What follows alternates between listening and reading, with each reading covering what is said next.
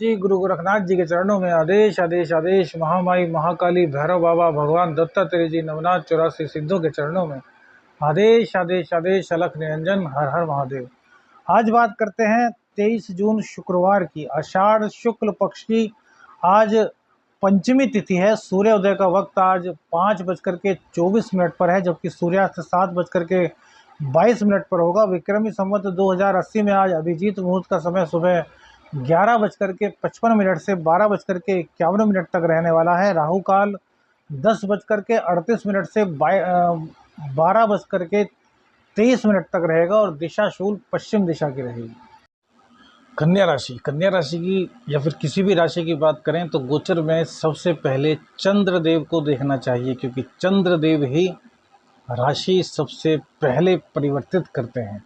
बहुत तेज रफ्तार है इनकी, 2.25 दिन में राशि चेंज कर देते हैं। तो आज जो चंद्रदेव है वो सूर्य देव की राशि में आ जाएंगे, सिंह राशि में आ जाएंगे, जो कि कन्या में द्वादशेष होती है, अर्थात तो व्यय की राशि होती है। और इसी के साथ साथ केतु के नक्षत्र से आज गोचर कर रहे हैं। और केतु देव फिलहाल शुक्र की राशि में, तुला राशि में, द्वितीय भाव में, कन्या राशि में विराजमान है। तो स्थितियां किस प्रकार की रहेंगी इसी पर चर्चा करेंगे। देखिए, सबसे पहले तो एकादशेष का द्वादश भाव में जाना खर्चे को आपके बढ़ा देगा। इनकम से ज़्यादा आपका कहीं ना कहीं आज खर्च होने वाला है। व्यर्थ की यात्राएं भी आपकी हो सकती हैं। लेकिन चूंकि सूर्य देव जो है वो बुध की राशि में है और मंगल का गोचर भी बुध के नक्षत्र से हो रहा है, इसलिए भाग्य का साथ आपको मिलता रहेगा। अब अनावश्यक यात्राएं तो होंगी, लेकिन वहीं कुछ न कुछ आपको ऐसा सूत्र मिल जाएगा जिससे कि आपका कुछ न कुछ लाभ भी हो जाए। अर्थात खर्च के साथ साथ इनकम भले ही थोड़ी कम, लेकिन इनकम होने के चांसेस आपके लिए बन रहे हैं। यात्रा आपकी इस दौरान हो सकती है और लंबी यात्रा पर जाने का भी कुछ ना कुछ प्रोग्राम बन सकता है, क्योंकि भैया चंद्रदेव जो हैं जब 12वें भाव में आते हैं तो हमने देखा है कि यात्राएं काफ़ी कराते हैं और यात्राएं घुमक्कड़ प्रवृत्ति की होती हैं। 4 दोस्त बैठे, चलो यार आज घूमने चल रहे हैं, अरे यार मन नहीं भरा, चलो थोड़ी और आगे चलते हैं, लॉन्ग ड्राइव पर चलते हैं। तो इस तरह की यात्राएं आपके होने के पूरे संयोग बनते हैं। अब देखिए, केतु देव के नक्षत्र से, तो केतु देव वैसे तो बहुत ही अच्छे ग्रह हम मानते हैं, मोक्ष के कारक भी हैं। बृहस्पति की राशि में भी ये हमने काफ़ी कारक देखे हैं और बृहस्पति ऐसा फल देते हैं। लेकिन चूंकि बृहस्पति देव इस वक्त राहु के साथ हैं और राहु के सामने हमेशा केतु होते हैं, और राहु के दुष्प्रभाव के कारण कहीं ना कहीं केतु को भी क्रूर ग्रह की संज्ञा दी जाती है। तो इससे क्या होगा कि मन विचलित होगा, कुटुंबी जनों से किसी तरह आपका कोई मतभेद हो सकता है। इतना ही नहीं, कुछ आंखों की आपको प्रॉब्लम हो सकती है और खून संबंधित दिक्कत, जैसे एकाएक ब्लड में कुछ इन्फेक्शन हो जाना और शरीर पर कुछ चकत्ते पड़ जाना, एलर्जी हो जाना, या फिर अचानक रात को सो रहे हैं, अचानक से पता चला कि आप बेड से गिर गए।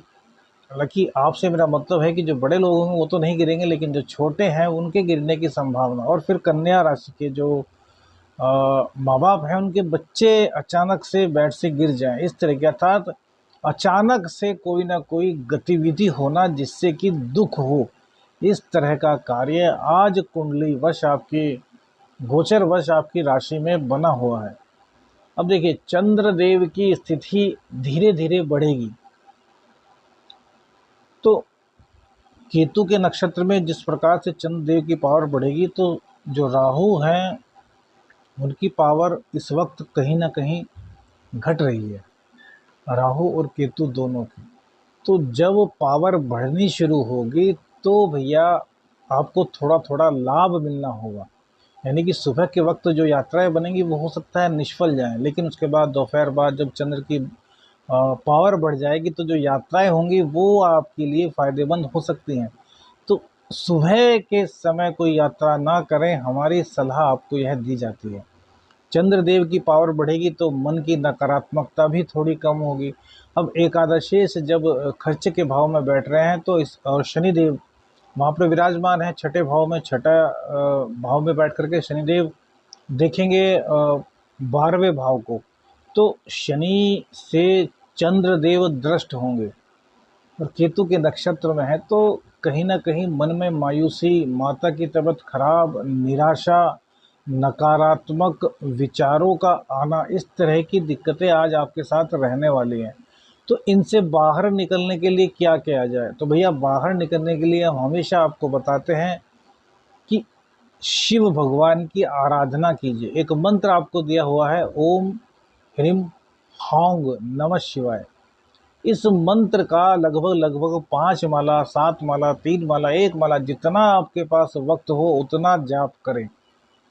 चलते फिरते भी आप इस मंत्र का जाप कर सकते हैं, क्योंकि यह शिव शक्ति का मंत्र है और शिव शक्ति ही इस पूरे ब्रह्मांड को चलाने वाले एकमात्र सबसे बड़ी शक्तियां हैं। भाई महाशक्ति यानी कि आदि शक्ति, और महादेव यानी कि देवों को देव महादेव, तो इन्हीं के सब अधीन है। और जब आप इनकी आराधना करेंगे तो भैया फिर ये जो दिक्कतें हैं वो बहुत कम हो जाएंगी। और बहुत से लोग पूछते हैं कि दिक्कतें कम होती हैं तो ख़त्म क्यों नहीं होती? तो भैया पहले भी बता चुके हैं कि विधि के विधान को कोई भी नहीं टाल सकता। अभी कुछ लोगों ने कमेंट्स भी किए हैं, वो बोल रहे हैं कि गुरुजी आप 2 दिन अच्छा बताते हो, एक दिन फिर बुरा बता देते हो, एक दिन अच्छा बताते हो, एक दिन फिर बुरा बता देते हो। तो भैया ये हम अपने मन से नहीं बताते, ये जो गोचर की स्थितियां हैं उनके अनुसार बताते हैं। आप मेरे को बताइए कि क्या कल जैसे आप थे आज वैसे ही रहने वाले हैं? क्या वो सेम प्रोसेस आपका चलेगा? कल आप 7 बजे उठे हैं तो आज हो सकता है 6:30 बजे उठ जाएं, 7 बजे उठ जाएं। कल आपने हो सकता है सुबह को आपको नाश्ते में पराठा मिला हो और आज आपका काम पोहे से चले। हो सकता है कल आपको बॉस ने फटकार दिया हो, तो क्या आज भी बॉस आपको फटकारेगा? तो जो कल था वो आज नहीं है, जो आज होगा वो कल नहीं होगा। गोचर चेंज होगा। जब ग्रह लगातार चलेंगे, नक्षत्रों को चेंज करेंगे, दशाएं चेंज करेंगे, तो भैया प्रभाव भी अलग अलग ही होगा। इस बात को आपको समझना होगा। हम और एस्ट्रोलॉजर की तरह नहीं कि भैया लोगों को अपनी तरफ आकर्षित करने के लिए कुछ अच्छा उनको बताते ही रहो। सच्चाई से अवगत कराना एक ज्योतिषी का काम होता है और हम वही करते हैं भैया। हमारी बात को समझने की कोशिश कीजिए। हम आप लोगों की भावनाओं का बहुत ज़्यादा ख्याल करते हैं, लेकिन भैया आपके प्रेम में पड़कर हम कैसे गलत राशिफल बना दें? आप लोगों का विश्वास है तभी तो आप हमें देख रहे हैं, वरना बहुत सारे एस्ट्रोलॉजर्स हैं, आप उनको देख सकते हैं, लेकिन आप हमें देख रहे हैं, समय निकाल करके अपना कीमती समय हमें दे रहे हैं। इसका मतलब आपको कुछ ना कुछ तो ये यकीन होगा कि यार एस्ट्रो शावर मित्र जो बता रहे हैं वो गोचर के हिसाब से बता रहे हैं, इनकी बात में कुछ ना कुछ सत्यता है। और हम वही विश्वास हमेशा बरकरार रखना चाहते हैं कि भैया हमसे झूठ नहीं बोला जाता। बहुत से हमारे मित्र भी कहते हैं, अरे यार इतनी अच्छी एस्ट्रोलॉजी जानते हो, तुम्हारे पास ये आए हैं, इनको सच क्यों बता रहे हो? थोड़ा पैसा कमा लो। हम कहते हैं भैया जो भाग्य में हमारे वो आएगा, लेकिन झूठ बोलकर किसी को भय दिखाकर पैसा कमाना हमारा उद्देश्य ना तो था, ना है और ना रहेगा। हाँ, जो सच्चाई है उससे अवगत कराना हमारा परम कर्तव्य है। परमपिता परमेश्वर ने जो ज्ञान दिया है उसका दुरुपयोग नहीं होना चाहिए, उसका सदुपयोग होना चाहिए। तो जो आज की आपकी गोचर की स्थिति बनेगी उसमें नकारात्मक स्थितियां रहेंगी, लेकिन जैसे जैसे चंद्रमा की पावर बढ़ेगी तो इनमें कमी भी आएगी। अर्थात कल का दिन भी एक साथ ऐसा नहीं कि आप 11 बजे पूरे नकारात्मक थे तो 12 बजे भी पूरे नकारात्मक रहेंगे। घटता बढ़ता रहेगा। चंद्रमा का स्वभाव घटना बढ़ना है और उसी के अनुसार हम ये राशिफल आपको बताते हैं। तो चंद्रदेव का केतु के नक्षत्र से गोचर, इसका मतलब यह है कि केतु देव भी कहीं ना कहीं चंद्र को पीड़ित कर रहे हैं। और उधर शनिदेव, क्योंकि शनिदेव से चंद्र सबसे ज़्यादा पीड़ित होते हैं भैया। विष योग कुंडली में बहुत बेकार योग होता है। विष योग जिनकी कुंडली में है भैया वो अपना उपाय रोजाना करते रहें, एक्स्ट्रा उपाय करते रहें। क्यों? क्योंकि भैया विष योग में शनिदेव सबसे पहले मन को पीड़ित करते हैं। गलत फैसला ही हमारे जीवन में सबसे अधिक हमें नुकसान पहुंचाता है।